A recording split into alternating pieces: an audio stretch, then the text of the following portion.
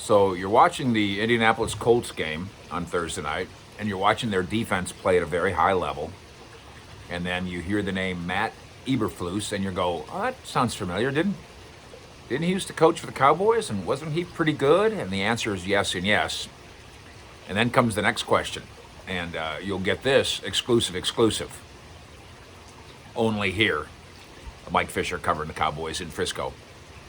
How did Matt Eberflus come to get away from the Dallas Cowboys when the Jones family and everybody else in this building knew that he was a hot defensive coordinator candidate, maybe someday soon a hot head coaching candidate? We'll see how the Colts season goes this year, and Flus may very well turn out to be just that. There's two stories. One of them you know, because Bristol has talked a lot about it in the last couple of years. The other one you should know, and you'll only get it here. By the way, thank you for following us and for hitting that bell, so you are a member of the club here, a subscriber. I'm told that I should mention that, and then I often forget. But every time I mention it, like 100 more people follow, or subscribe instantly. So here I am mentioning it again, and hopefully our numbers will continue to grow. And I'm very proud that you have helped us do that, and I hope that you're proud and pleased to be a part of this Fish Report Club, where we don't have too much BS, we don't have too much fluff. We kind of just try to tell you the straight dope as we know it, featuring exclusives. So, in January of 2018, Matt Eberflus left the Star. He had an opportunity to interview for the Colts job. At the time, I think the idea was that he had made a connection with Josh McDaniel, and that Josh McDaniel was going to be the hot head coaching candidate there, and that he would want Eberflus to be his coordinator. And the two of those guys had made a connection. But regardless of McDaniel and the Colts, Indianapolis interviewed Eberflus, liked him, and that set the wheels in motion. So how did he get away? Did the Cowboys just let him walk? Not exactly. The year before, contract extensions were offered. The Cowboys were coming off a good year. And contract extensions were offered to all the top assistants. The Joneses wisely, I thought, wisely at the time, and again, it's monopoly money. There's no salary cap on how you pay the coaches.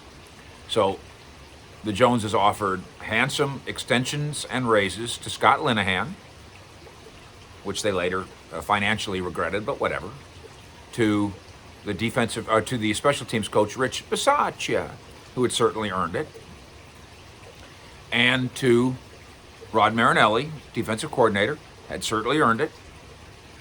At that time, 68 years old and still going strong, and to the top defensive assistant, who was Marinelli's right-hand man, who had been the linebackers coach here since 2011, who that year was elevated in title to, I think it was passing game coordinator or something. It was just a way to recognize that Matt Eberflus was going places, so he got a fancy title.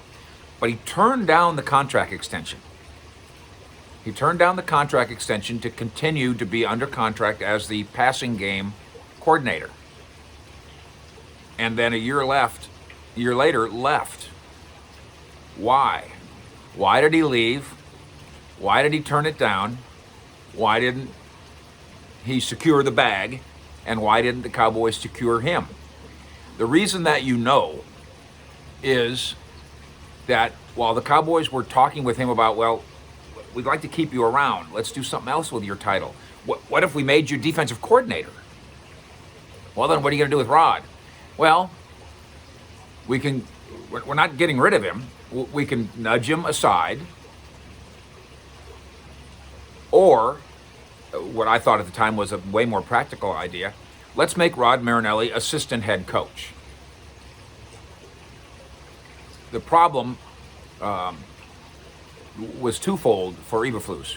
One, if Rod's still here and he's the assistant head coach and I'm the defensive coordinator, whose defense am I coordinating?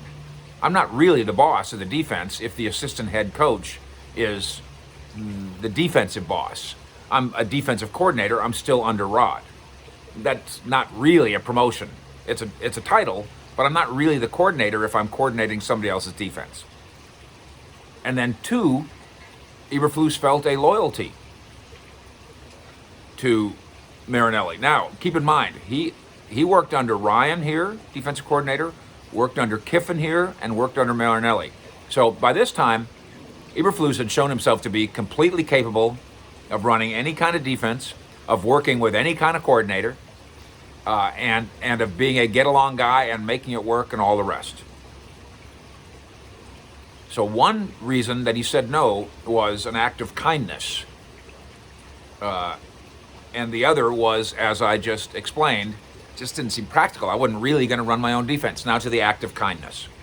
He felt a loyalty to Marinelli. What are you gonna do? Bump Marinelli? You're gonna take away his power? You're gonna call him the assistant head coach, but he doesn't get to really do anything because I'm really the coordinator?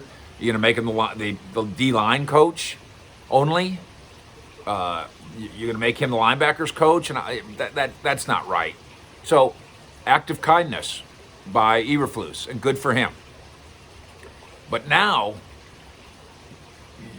you can get ready to hear the rest of the story. The reason that Eberflus left in January of 2018 is because he was free to do so because he wasn't under contract. And the reason he wasn't under contract is because he turned down the Joneses' offer. And the reason he turned down the Joneses' offer is because in January of 17, he had an opportunity to interview for a job with the 49ers, I think defensive coordinator. And the Cowboys had the wherewithal to block the request. The Cowboys, the Joneses, said no to the 49ers' request to interview Matt Eberflus. By rule, you have the right to do that. I don't remember, I don't remember the rules on the lateral move or whatever. But you have a team has the right under some circumstances to decline another team's request that they interview one of their assistant coaches. And so the Cowboys blocked Eberflus's chance to interview with the 49ers and maybe become the defensive coordinator of the 49ers. Again, he wasn't the defensive coordinator here, so it would have been a job promotion for him. So yes, kindness by Eberflus to Marinelli, one of the reasons. The other reason, a good old-fashioned grudge. Matt Eberflus felt like that was a slap. Felt like he was being controlled by the Cowboys unnecessarily and unfairly. By rule, legal, but not fair. That's why he didn't sign a contract. Because the Cowboys showed, in his eyes, some disloyalty in a way to him. And all he's trying to do is interview for a job and get ahead. And the Cowboys blocked him from doing that. That wasn't a very friendly thing to do. That wasn't a very, it wasn't fair in the eye of Marinelli, in the eyes of Eberflus. And so, okay, fine. You're not going to let me interview with the 49ers? That's fine. Oh, you're offering me a contract extension? No, I think I'll decline. And then a year later, declines again. And out the door he goes to the Colts, where obviously he's doing a magnificent job with an Indianapolis defense that looks really like it's contender level. And in that AFC South, they are indeed a contender as they battle with mostly with the team that they wrestled with on Thursday night, the Titans. Jaguars, not a contender. Texans this year, not a contender. That's a two-team race in that division, and Matt Eberflus's guys on his side of the ball look like they're ready to win the race.